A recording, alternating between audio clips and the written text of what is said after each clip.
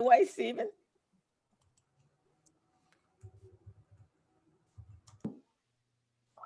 Good morning and Happy New Year 2021. Thank you for joining us for Community Briefing, our first one of the year. This is the program that was launched in April of 2020 in response to small and minority businesses seeking information on how to survive, if not thrive, in the COVID-19. Since then, we have pivoted to provide information to the small and minority community, as well as vested nonprofit organizations. Again, my name is Stephen Turner.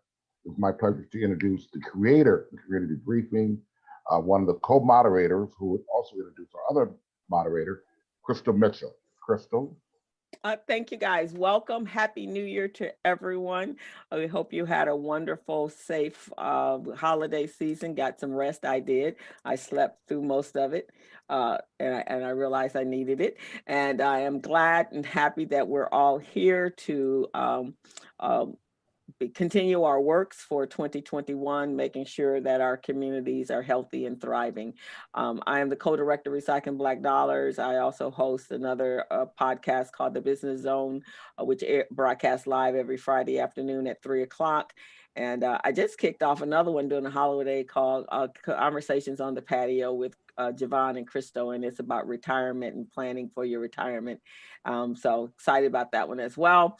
I am happy to have my co-host, Miss Robin Billups, and my other co-host, he's joined us, Gregory Snead. So I'm going to let Robin introduce herself, and then we'll let Greg introduce himself, and we'll kick it off. Happy New Year, guys. And again, as we launch into this new 2020, just remember 2021 is a 7-year. 7 is a complete number in the Bible. That's what I believe in. And I'm excited about where we're going. We have to continue to be positive about this because we are the surviving race. You know, we are the creators. We were put here to create. And so the business briefing gives us an opportunity to provide resources, information, and insight and guidance in order for you to be able to get off of these calls and go and implement something. So, and then the other thing that we ask you to do is help us grow our audience, because we know that the information that we provide is critical information, is relevant information, it's good information, especially if you're looking to grow and create generational wealth, economic impairment, and kill the disparities that we deal with on a regular basis. And we're so excited to have Pacific Coast Regional to join us weekly and provide these updates that are so critically important, because usually by the time we get the information, the deadline is tomorrow. But the beautiful thing is that PCR gets this information early on, and they're willing to come on weekly with us now and to provide that information. So we're excited about Colette being here today, and hi to the team. All right, Mr. Gregory. Hello, my name is Gregory Snead, and I am a financial consultant, and starting this month now a financial coach. So I've launched a new business, Financial Lifesaver Financial Services, and be offering personal financial coaching to individuals and small business owners. I'm originally from Brooklyn, New York, and have been living here in Los Angeles a couple times, but have been here for about 11 years now, and excited about all the wonderful things and opportunities we have in our community. So thank you for joining us on the call today. Okay, so with that, this platform is to inform us and keep us informed of what's going on in our community. And we're going to, with that, turn it over with our wonderful partner, PCR, and she's going to update us on what transpired as of December 18th to January 7th. And a lot has taken place as far as the CARES Act. And so she's going to bring us up to current while we wait for the Assemblymember Kamlager. And Happy New Year, everyone. I am going to be able to share screen in a moment. I don't have all of the details, but we have resources to get some of the details for you all. There is a lot going on in Washington, and this has been there's just a lot going on, but a lot that really will affect our community as well. So for those that are not familiar with PCR and the SBDC, PCR has been working in the community to help underserved small businesses for over 40 years, and have been a partner with the SBDC, the Small Business Development Centers, for about 10 years, being able to help everyone. And so our role is to help businesses to start, grow, survive this pandemic and all the other drama that we have faced over the last year and several years, and to grow. We want our businesses to be able to thrive in this community. And so that means, as Robin was saying, we have to be informed. So I just wanted to give a brief update on some of the stimulus package information and what people will need to do actually to prepare. And so the first thing is the EIDL and the PPP. These are the two very, very large programs that came out in what we'll call the first wave of the stimulus package. And so the EIDL is continuing to stay open. It initially was scheduled to close at the end of December. It remains open until December 31st, 2021, or of course, until funds are depleted. So I'll talk a little bit more about that. And then, but the second one that is very important is the PPP. And so the PPP, that's the Paycheck Protection Program, is really critical. Applications are expected to open back up in, it says the 8th, but nobody's gotten the information, full information yet from the SBA. But we're hearing it's going to be Monday when the PPP opens back up. And that means that the banks will reopen for the Paycheck Protection Program. So details are forthcoming, but that means that you, as a business, need to get ready. You need to get your documents ready. You need to be ready to participate in all of these funding activities. And so that's the key. It's not just hearing about it. I think I heard the word doing something. And for the businesses here on this call, it is about getting your businesses ready and getting your documents in order so that you can participate in the funding. PPP is critically important to our communities because with all of these funds, we are competing with other states and other cities for funding that comes back into our community. So we have to go after this money. We have got to go after this money. And African-American businesses, people of color, you have got to go after this money. It helps the community because of the low rates. It will allow businesses to survive. And the PPP is one that's basically like free money. And so because if you get your money back by getting the forgiveness, it is like free money. And so, and we're expecting with the people that we've been able to help that most of the businesses will get at least like 80 to 100% forgiven. And so it's a really clear reason. It is free money into our communities. We have to fight for it and we have to go after it. So in terms of the stimulus package, there are a couple of things that have changed since the first one. So they're calling this stimulus package 2.0. For the PPP, you can get a second draw that is allowable. I see Gregory pumping his fist there. So that means more money for the businesses. There is no longer that risk of a tax liability. With the first round, there had been some concern that once it was forgiven, that you would be taxed on it, but that is not going to happen. So the tax has been removed. There's a 3.5 times your revenue for NACE 72. And NACE 72 is kind of a NACE code that covers entertainment and those types of restaurants and things like that. So it's a little bit more money for those types of businesses. Then there is simplified application process. That's what we're expecting. Hopefully simplified forgiveness. They did that in the first version for businesses under 150,000. And then that EIDL advance is actually fully a grant now. If you had the PPP and the EIDL, it was very confusing last time. It's like, is it a grant? No, it now goes into the PPP. And is it anyway? It was very confusing, but now that is truly a grant. Or will be a grant going forward, not for the past rounds. The EIDL again is extended until December of this year. And there is a new advance that's going out for low income areas. Oh, and I'm sorry, the previous advance is now a grant. So sorry about that. That is the EIDL. Then there are a couple of other things that the legislature has put in there, including employer tax credits, depending on the number of employees that you have.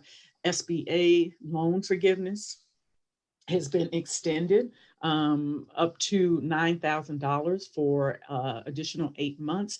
And there is going to be a grant for live venues. And so there's more information coming on that. So stay connected, stay part of this group. And we have some training. So as we get more information, we'll be providing that. But the key thing is to make sure that you get your documents ready and in order. So the Paycheck Protection Program is still at a low rate.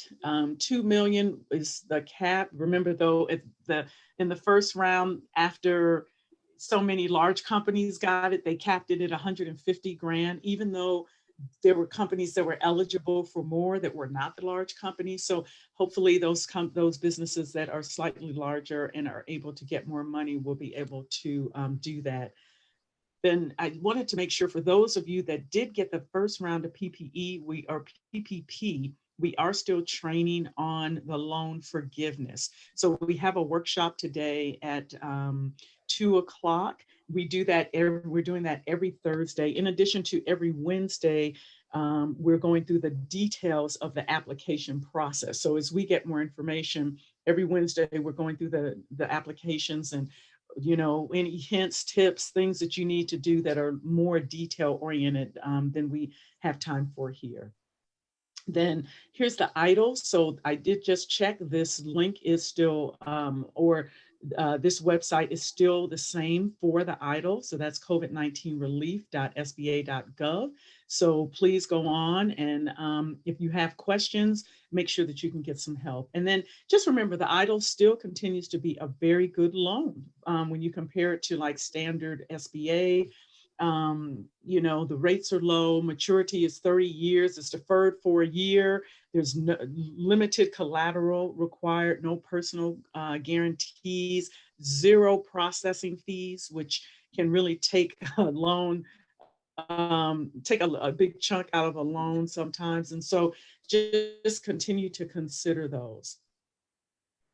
Then one thing that is happening now is the California Relief Grant. If you have not applied for that, you should. So I want to know, put a little thumb in there if you have already applied for this grant. Your business, have you already applied for this grant?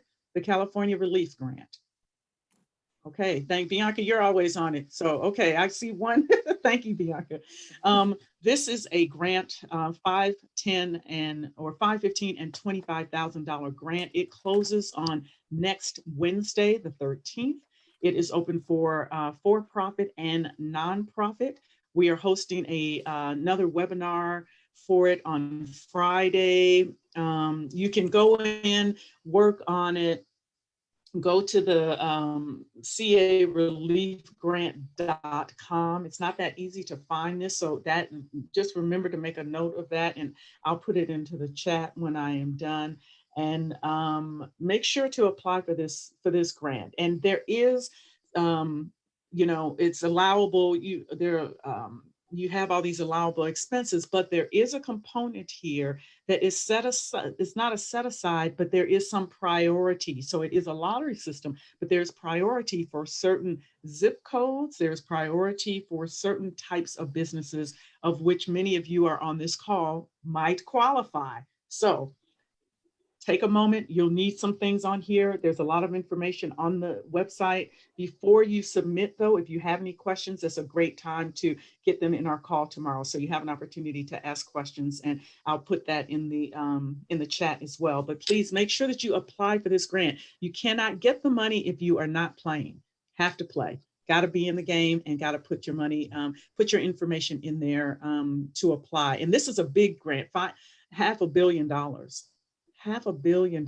So, we were encouraging everybody to get the LA COVID Fund grant. That was great. The city, wonderful, and all the benefactors there. But this is $500 million.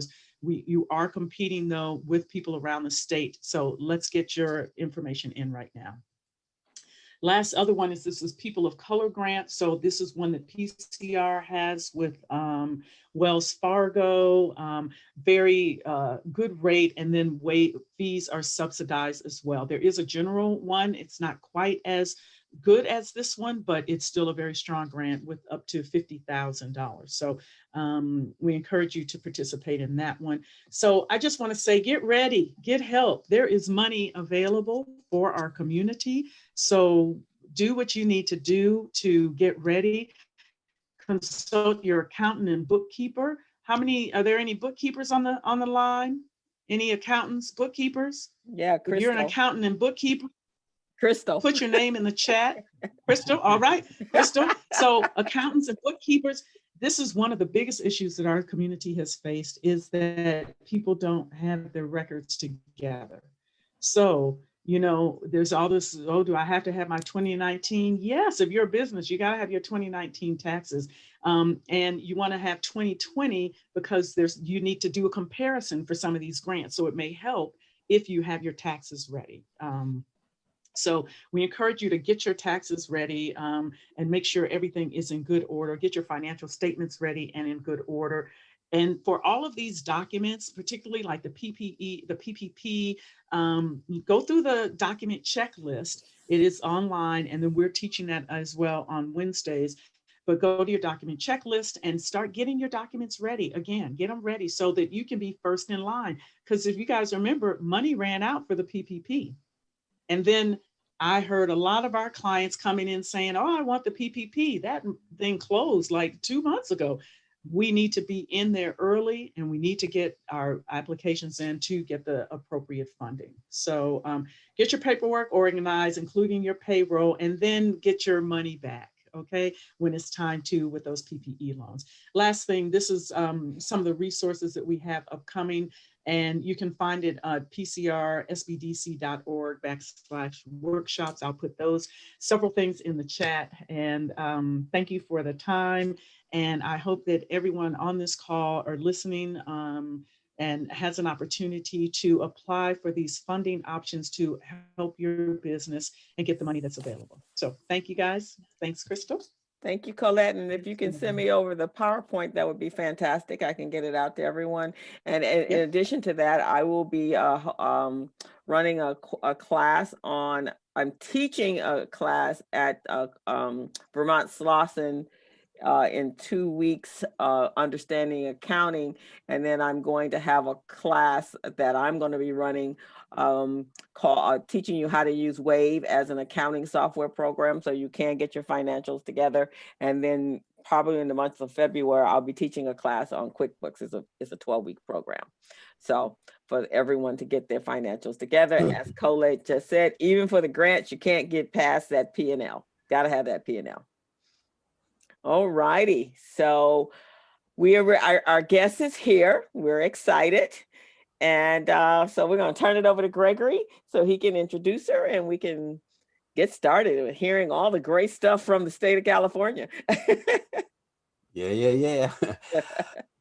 So good morning still, everyone, and afternoon for those on the East Coast.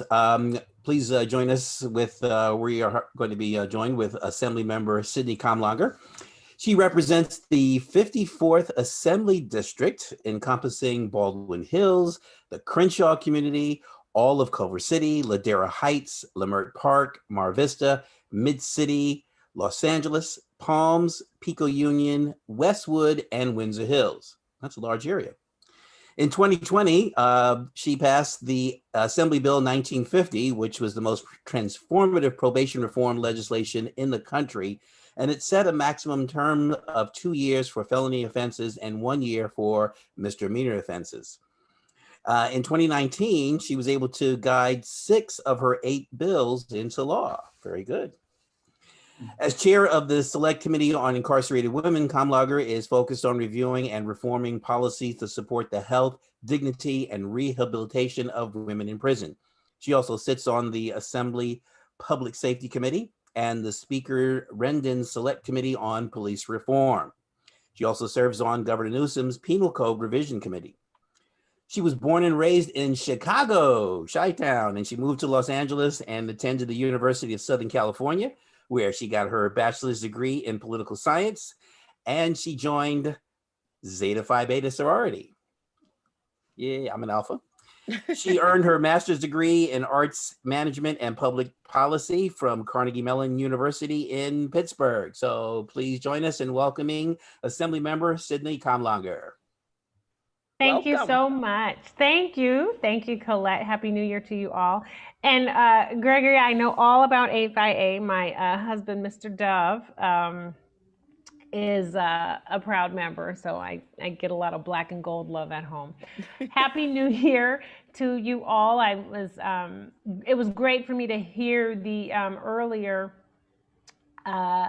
conversation, because you are sharing important information about what is coming out over the state. And if we could replicate this across all of the counties and districts in the state where Black folks have businesses and are represented, I would probably be able to sleep much better at night. I also want to recognize a shout out to anybody from the Midwest. My grandmother's people came from East St. Louis, so Woo woo! hello. So happy 2021.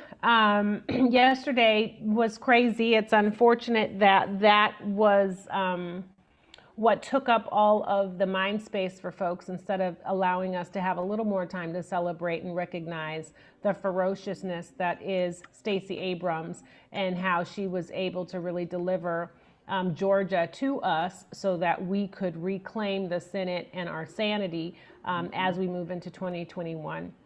And one of the reasons why that is incredibly important is because the disastrous effect that COVID has had on all communities, but especially communities of color and Black communities, has been a result of either the lack of coordination coming out of the federal administration, or the intentional coordination that was used to leave us out by the federal administration. I think there's I'm really curious as to why 95% of the PPP money went to non-Black businesses. You can't tell me that was just an oversight. And so it's one of the reasons why it was so important for Georgia to swing our way, is so that at least we know we have a friend. And for any AKAs on this call, you better call the new Vice President-elect and remind her that it's important that we're focusing on COVID and the public health catastrophe that it has brought, but it is equally important that we talk about COVID from an economic standpoint and look at how disastrous it has been to small businesses, especially small businesses of color. So last year, we had a very strange legislative session. We came to the Capitol with the focus being on housing and homelessness, and it quickly shifted to COVID and how to deal with this pandemic. We are still sort of dealing with it because now we have a vaccine, but we also have a surge in numbers, especially in Los Angeles County, which seems to be the epicenter of this. Last year, we went up, I recall, in March, and we approved a $1.2 billion allocation to the governor around COVID. Most of it was dedicated to health and human services resources that we needed. And quickly they realized that we were also going to have to provide support to small businesses. So as a result, there were 2 relief programs that the state created. You mentioned one of them with the COVID relief grant, where the state allocated $500 million, which would offer up to $25,000 to small businesses and nonprofits. There was also the Main Street tax credit that was passed last year that would provide up to $100,000 of relief to small businesses through a hiring credit, and you can request the credit on the Tax and Fee Administration's website up until January 15th, which I think is about maybe a week and a half away. That website is cdtfa.ca.gov. And we will also, I can put that in the chat for you. I did not know that Senator Warnock is an alpha, but I'm sure my husband knows. So thank you, Gregory, for that update. The other thing that we did last year was allocate $50 million to the iBank, which is essentially the state's bank.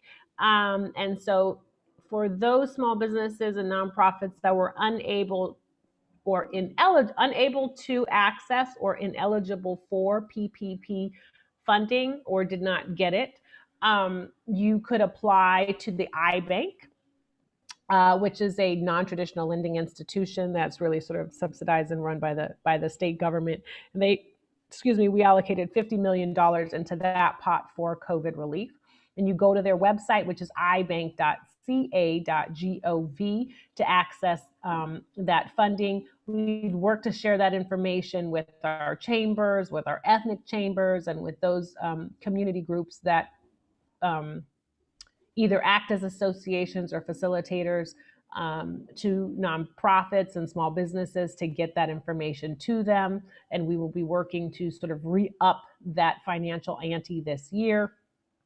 Lastly, the governor has stated that he is pledging, I think it's $4.5 billion for equitable recovery for California's businesses in this 2021 budget. We are expected to go back up to Sacramento January 11th. I think the goal is to vote on a number of these budget items so that we can get money out as quickly as possible to small businesses across the state.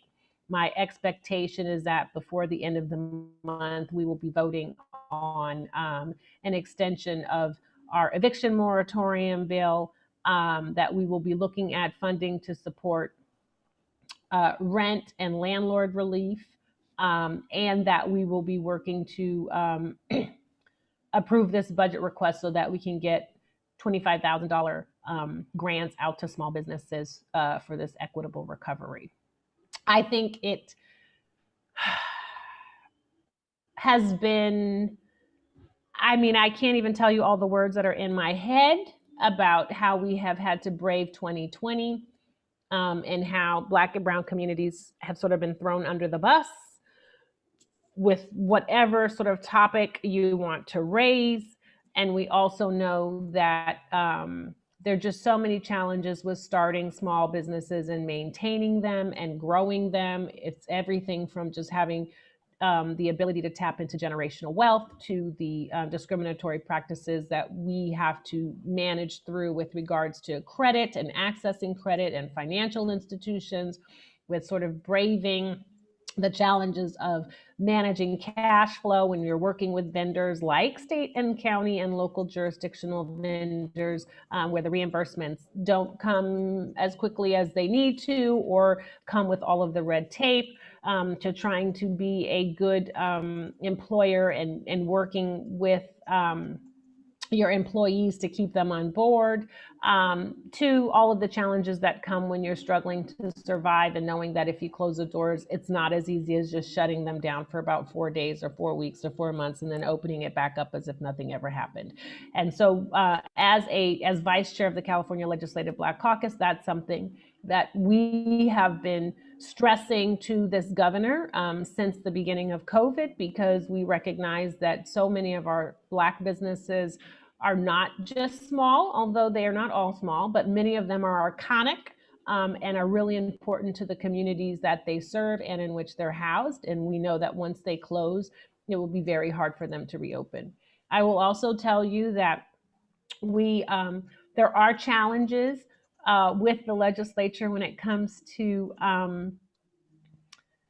I guess, tensions might be too strong a word, but tensions between business and labor, but really a misunderstanding of regulations and the burdens that some regulations offer to small and micro businesses. And as we're trying to make sure that we're creating a more equitable California, also recognizing that some of the requirements that we place on businesses disproportionately impact small businesses, folks that may not have HR support or in-house HR support or even in-house legal support.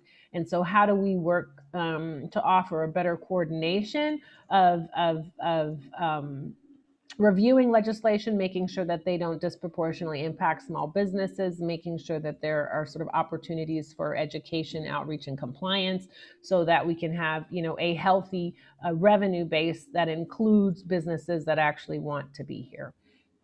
So last thing I will just say is COVID and the vaccine. I think there's actually something happening today on Facebook Live about Black folks and the vaccine and things you need to know. Dr. Fauci is going to be on that. I think it's also co-hosted by the Links and the Divine Nine and a number of other nonprofit organizations. Dr. Carlisle and a number of other experts will be on there talking about what Black folks need to know about COVID and the vaccine. We have a rollout plan. We are in 1A now. There are tiers: 1A, 1B, 1C. 1A, essential workers, frontline workers, healthcare workers. 1B, elderly, sick, congregate care, pre-existing conditions. 1C, sort of non-essential, everyone else's. You can tell from the news, it's been sort of a cluster with regards to how folks are getting the vaccine and how it's been distributed across the state. I was actually on a call earlier today about that.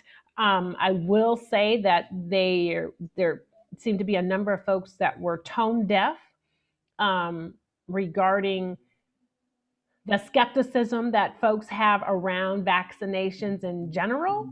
And this one, and I think people thought that if you just threw somebody with a PhD next to their name and they told you get the vaccine, that everybody was going to say, okay. And we tried to tell them that that was not going to happen, especially in our Black communities. And so now here we are. We do know that the lowest threshold number for herd immunity is 60%. Where we need to be is more like 75. We need to figure out how to get there without sort of forcing folks who just need a little more information. But the goal is to get there so that we can manage our way through, so that we don't have to continue to deal with the whiplash of closings and reopenings without the kind of support that businesses need. So I think with that, I will stop and answer any questions. How will the Prop 22 impact jobs in California? It's a question. I actually forgot what Prop 22 was. There were so many propositions on the ballot. Gregory, which one was that? Dialysis? Uber? That's the Uber one. That's the Uber and DoorDash and the contractors, the gig industry. Yes. So that one didn't pass. So I will tell you that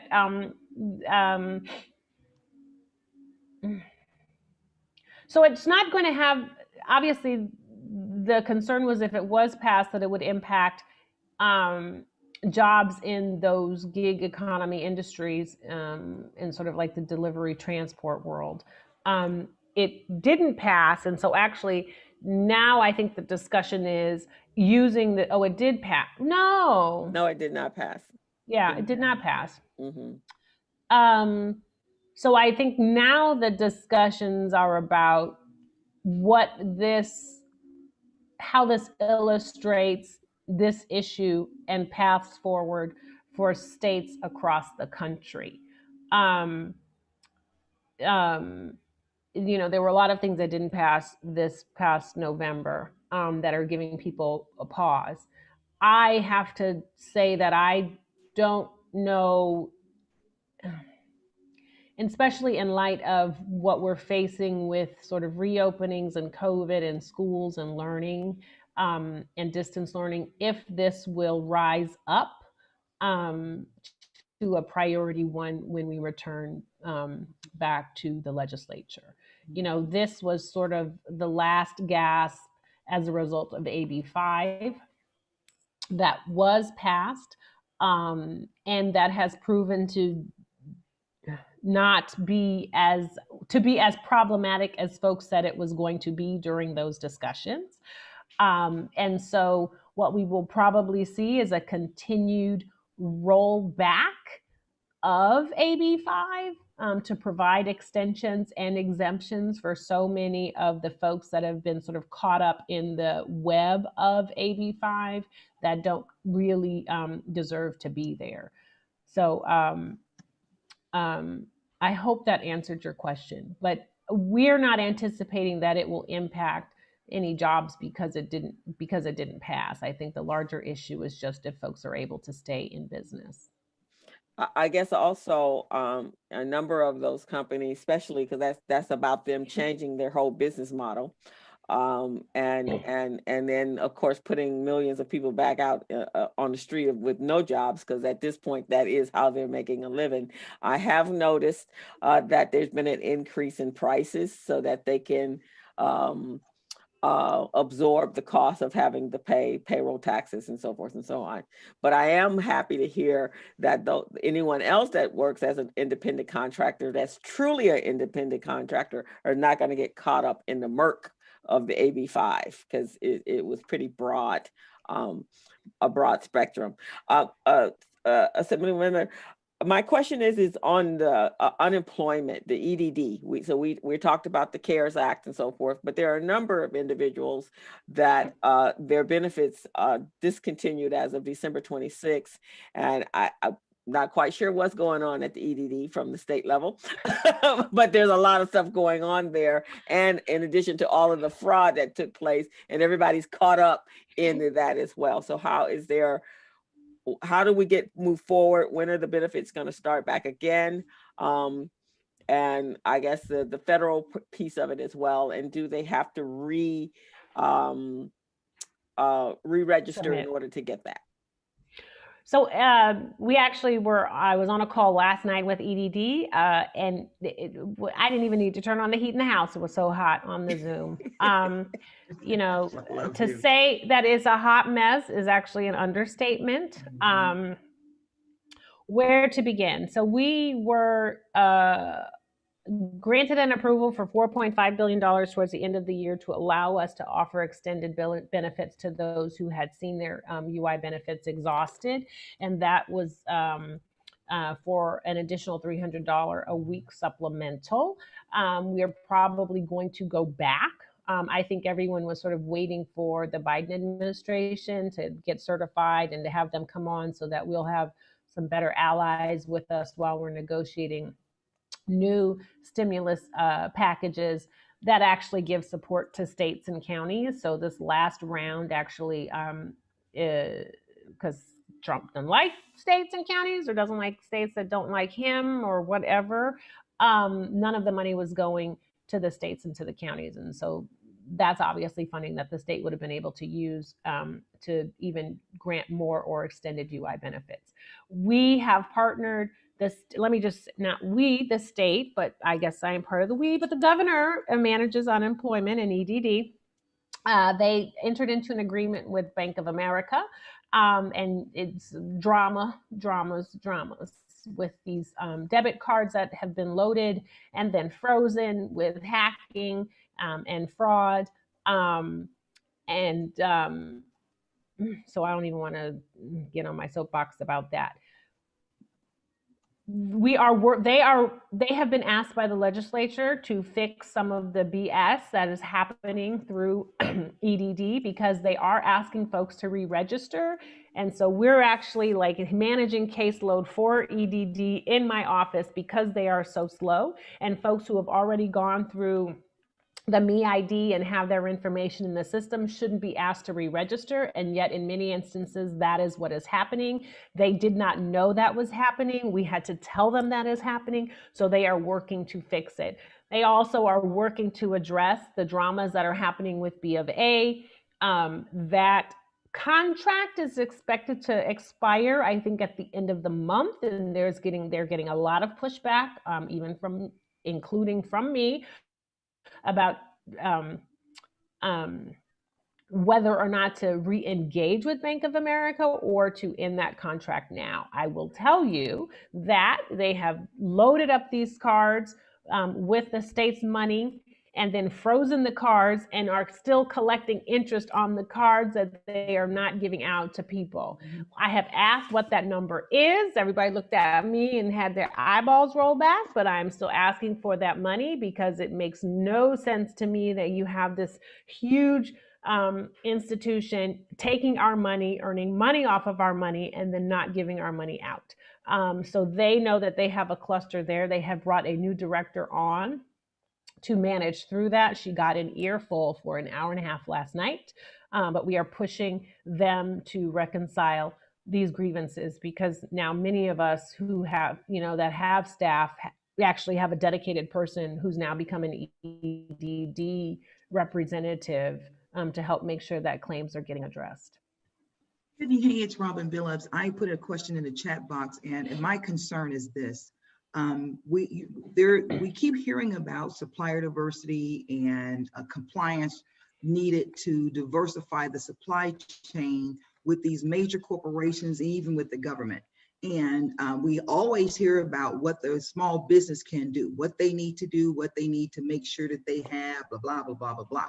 My contention is, how, instead of hosting these how to do business with XYZ company, why couldn't XYZ host an event to help these small businesses understand their process better, focused on procurement in particular? And so my question is, how can we support you? Because I know, I heard you speak at the GLAC C-suites, Women in the C-suite, and you were so on point, so upfront, and very, very candid. And I really, really, really appreciated that. And that's why we wanted to invite you on.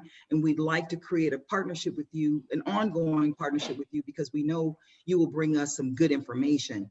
But a lot of our constituents are business owners, and a lot of these companies have been around for a minute. And yeah, like with any other company, sometimes there are things that fall through the cracks. But when you have people who are ready to do business with these companies and cannot get an audience with the right individual, what kind of support can we look for? Because this group here is willing to put it out in the public and give folks direction and support that they need. Pacific Coast Regional and some other organizations, I'm a consultant, a lot of us are prepared to help these folks be ready. But if they go through all of that and they got all of the certifications, and now they cannot get to the prime supplier who's controlling the contract on behalf of these major companies. How do I know? I entered supply diversity in 2006, and in 2007 I started using the word supply chain inclusion, because that's what it's supposed to be. And so I'm going to be quiet, because I get myself worked up about this kind of stuff. Well, go on and get worked up, because I'll be getting worked up with you. That's why you're here. I'll get worked up. I'm like, I'm loving her. Hello. So I saw that Debbie Lumpkin is on the call, and yes. I could be missing something, but I know Black Caucus worked really hard to make sure that she was appointed to her position, and it was about diversity and inclusion with our SB1 dollars, which is a huge bucket of money focused on transportation. The Black Caucus has been incredibly so the Black Caucus has been focused on Black business and procurement. We have a great chair in Steve Bradford, who comes from both the conservation world, but also the utilities and commerce world and the business world, as our new chair. And I think led the charge to make sure that we got a sister appointed to that position, and make sure that it was Ms. Lumpkin specifically. And so as vice chair, he and I have been talking, and this is something that we, one of the pillars of the Black Caucus, there are two pillars. One is Black education, but the other is Black business and Black economics. And so we're sort of working on our plan for 2021 as new leadership as it relates to Black business. So I would actually love to let him know that I got the charge from y'all to get going and to come back to you all to say how we can work together and partner, because we have been really forceful with the administration about thinking outside of the box when it comes to sharing information. They tend to think that Black folks, go to this one church or participate in this one chamber, or, go to this one particular restaurant. And if you just go there and talk to like those 3 people, then all of Black California will get the information. Correct. And so like, no, that's not true. And the groups that you may be working with are not necessarily the groups that are on the ground sharing the information, that have the trust or have a flexible, nuanced network that they can get the information out. So, you know, listen to a sister. She kind of knows. So so Bradford and I have been talking about this, and there's also been conversations about how to have a statewide procurement portal. This was also part of the discussion around Proposition 16, which failed because California seems to still not want Black folks to get ahead or just to have some equality when it comes to, being part of the procurement discussions. And so because that is still in place, we still have to be creative in how we figure things out. But I would actually love to take this back not only to Bradford, but in the next conversations we have with the governor's office to say, see, I told you so. And here are some people that you need to be engaged with directly. Because you can have a conversation about social justice all day long. If you're not talking about economics, then you really are not talking about Correct. social justice. And I have told everyone that the lens through which we need to be looking at solutions for our social issues has to be the economic lens. It goes through housing, it goes through education, it goes through criminal justice, it goes through healthcare, it goes through, community, public safety and survival. So if you're not talking about people's paper, then you're not talking about nothing. So if you would allow me, I would love to be able to take this back to Mr. Bradford and to our legislative working group with the governor's office, and then come back to you all with some real sort of opportunities and asks. That's wonderful. That would be wonderful. Fantastic. And also, maybe our voices, our letters, our emails, our voices, we can, all of us represent an organization. I represent Recycling Black Dollars. We have a big voice in our community. Stephen represents the BBA. So if it requires that, we've actually put together a task force so that we can do exactly that. We want to get our word out and our message out, and to hear from us, the people that are the result of whatever decisions are being made, that they never ask us what we really need. They just kind of throw out something out there, and then it never gets to us in the first place. So however we can do that, we are here to do that. Amen. Well, we're so past this whole check the box syndrome, right? And people, the mission of this weekly briefing is for people to leave here with some stuff that they can go and do. What can we, once you hear this information, what can you plug into? What resources are available to you? How to utilize those resources and ask the hard questions within this comfortable environment where we can go and get any kind of subject matter expert. But in doing that, it's not just a commercial, it really is a call to action.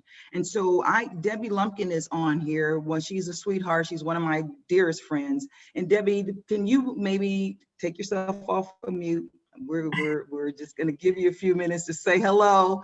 And Debbie's going to be coming back. She's going to be doing a presentation for us in the near future. But Debbie, please take an opportunity. No, thank you, Robin, so much for inviting me today and letting me know about it.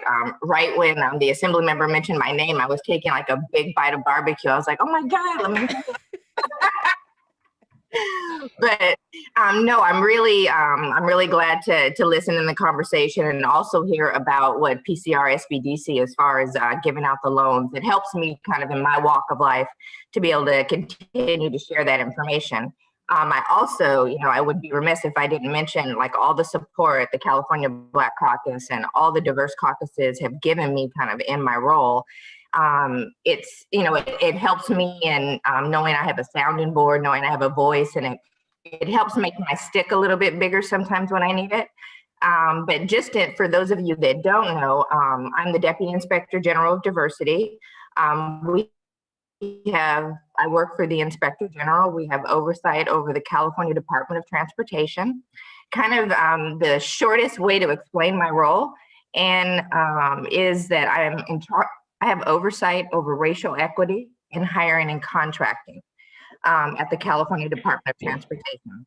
So kind of just to give you just a quick snapshot of kind of what's going on in that role, and especially with transportation and the SB1 dollars that have been going out and the projects that are going on. I'm going on, I think, my third year in the role.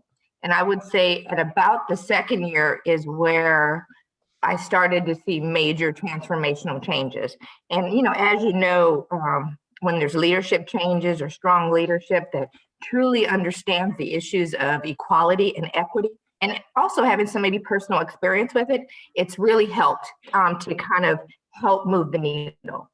So the organization has put in motion a lot of equality and equity efforts and teams, and it really helps to enhance me being able to do my job.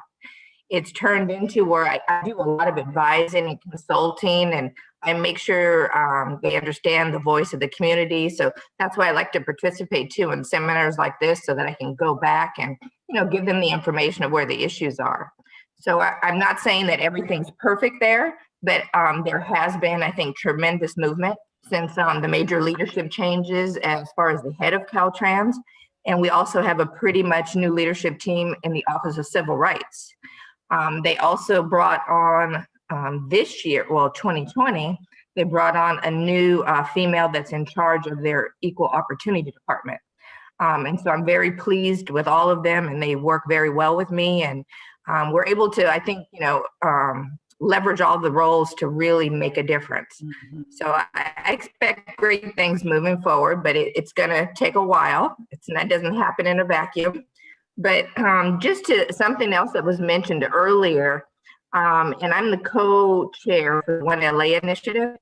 And it's something that as soon as I heard about it, it's just like such a no-brainer. I've been a business owner myself. I've been in the supplier diversity space since 2009.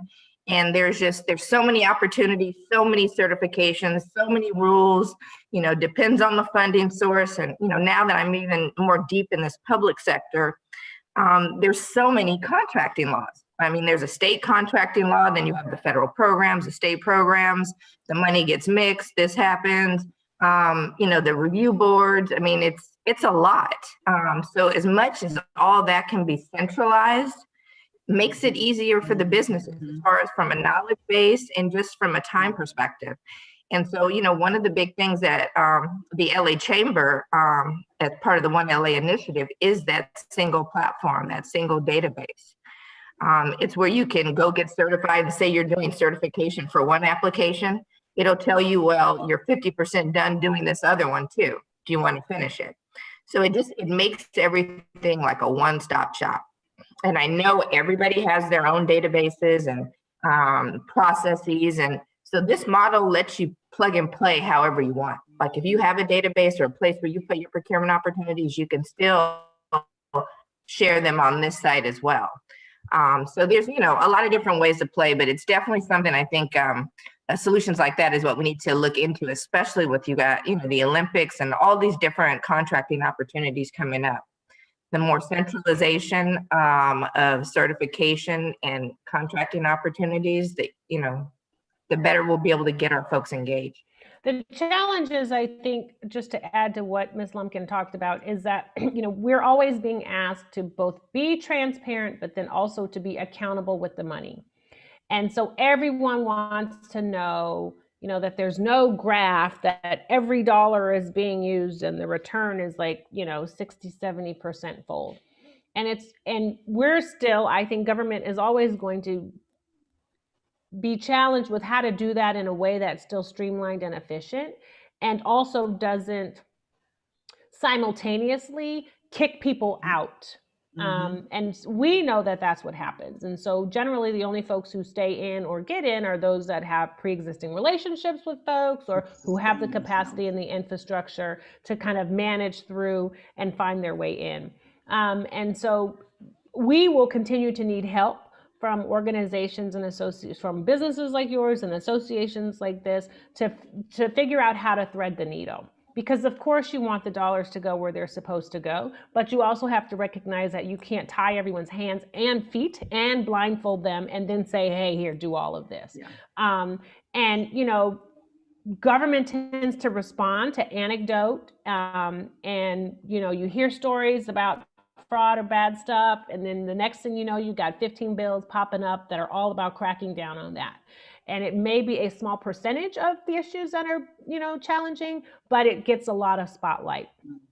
And needing to partner more and more consistently with our business partners to help folks understand that it may not be as prolific as people think, or there might be non-legislative ways to tackle it, is as important. Because I swear, I think we have too many bills on the books, and you have these regulations and not everyone knows about them, and not everyone knows about compliance, or not everyone knows when it comes to procurement, all of the steps that you have to go through, or the hoops you have to jump through.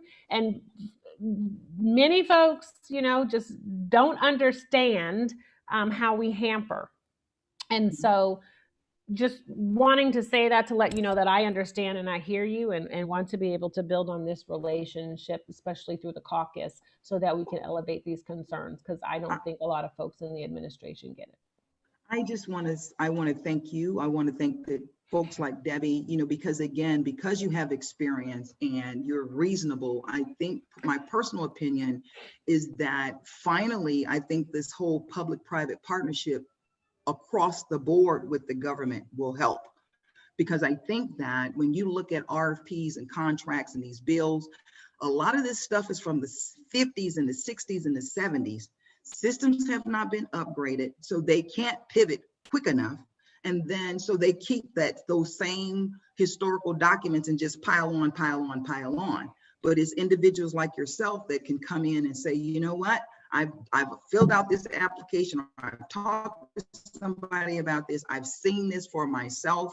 We need to clean this up, and we need to look more like what private sector does, because at the end of the day, it's just business. It's government business and it's public business, private business. But at the end of the day, this is still just business. It's still just procurement. It's still just contracting. And so we all know that certainly at some point, a lot of this stuff was to pile on in order to keep people misinformed, so that they get frustrated because they don't have the infrastructure to carry it, blah, blah, blah, blah. Again, this is my big soapbox about how can we help? What can we do to preclude some of the angst that an organization like PCR that's out here trying to really work with folks, but they got to jump through 59 hoops just to get $50,000, and they got to do $50,000 worth of work just to keep the money, And so again, I just thank you. I thank what I call the new blood. I look at you guys and I'm excited about it, and I'm here to help, and we're here to help, because we know that we're not talking about for our benefit. We're talking about for our next generations, and they're not taking it. They're not taking it laying down. So we have to help bridge that gap so that we don't lose any momentum. So thank you for coming on today, Debbie. Thank you for your wonderful insight, and we look forward to working with you guys. We really do.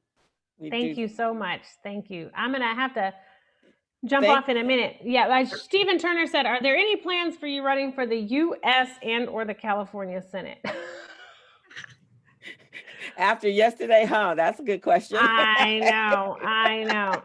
Well, as y'all know, Alex Padilla was appointed the U.S. Senator. I was certainly one of the folks that signed on to the letter about keeping the seat African American.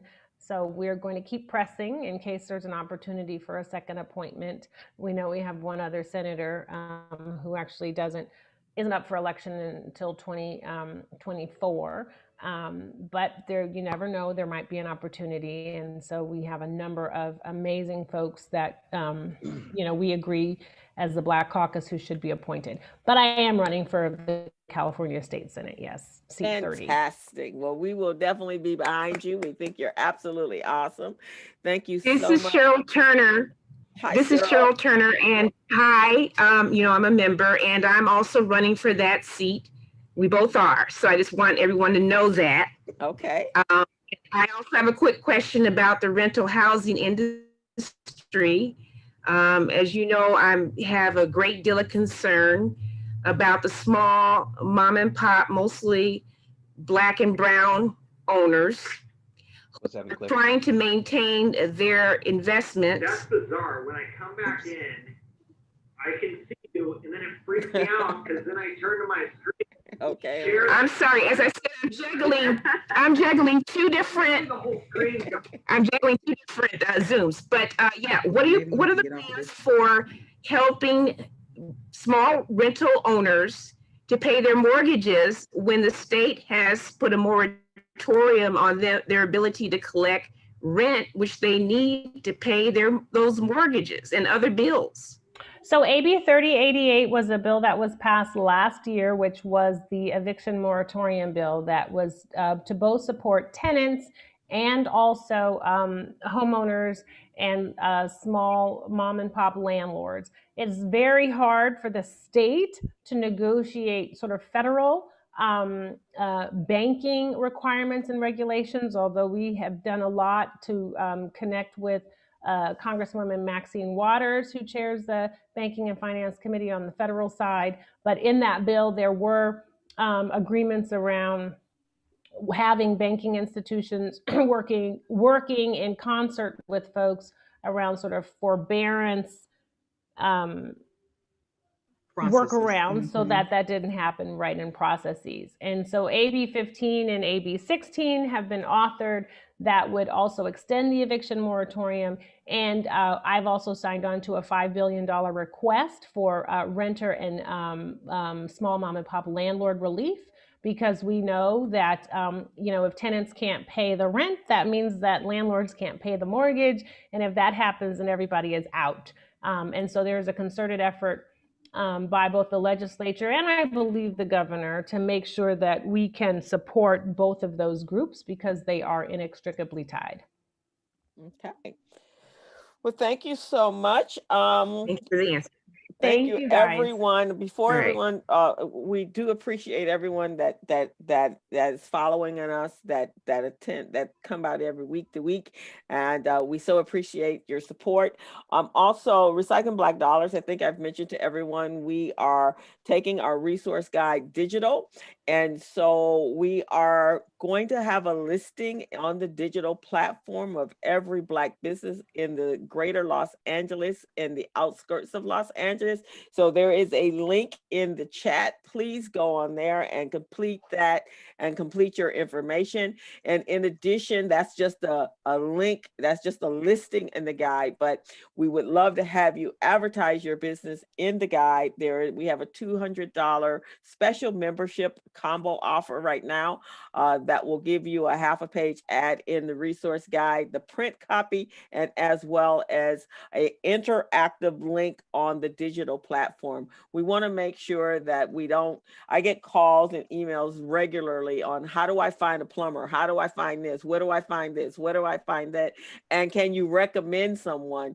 I can't recommend them if I don't know they exist. So share that with everyone that you know that's a business owner. We really, truly want to support our Black businesses. It's imperative in the place that we are right now, that even if we're not in our brick and mortars, we have to be able to support our own community in order to keep us economically sound. So I would appreciate if you share that with everyone. And if you're interested in getting the $200 membership, a special membership and ad combo, you can go to our website, which is rbdmedia.org, and you can sign up there. You can get the specifications. Just reach out to me on what your ad size needs to be. But we can't support you if we don't know you don't exist. But we truly want everyone. The listing is completely free. And this is an effort between the Los Angeles Urban League and Recycling Black Dollars. We believe in collaboration, so we can do more when we work together. So I want to thank everyone for coming out, and fantastic information from Assemblymember Sydney. Thank you, Jamie, for helping us coordinate that. Thank you, Debbie, for participating. Thank you, Cheryl. And I'm done. You guys, Robin? And Greg? And This is a great kickoff for 2021, and I'm excited about where this is going to go, and I'm excited about the information that we heard today. You know, it's critically important that we have like-minded individuals on this show, and those two ladies in particular, I know Debbie well. They've done they got stripes on their back, so it's our job to help protect them so that they can continue to do what they do. So again, thank you. This is wonderful. all righty, Stephen? You good? Greg? He's out. Thank you guys. Have a great week. Be safe, mask up, social distance. We are in a surge right now, and I really want to see everyone every month. So I don't want you to get sick. I've had so many people close to me that has been COVID positive and struggling. So please be safe. It's a real deal. All righty. So we'll see you next week. Thank Take you. care. Bye-bye. Bye.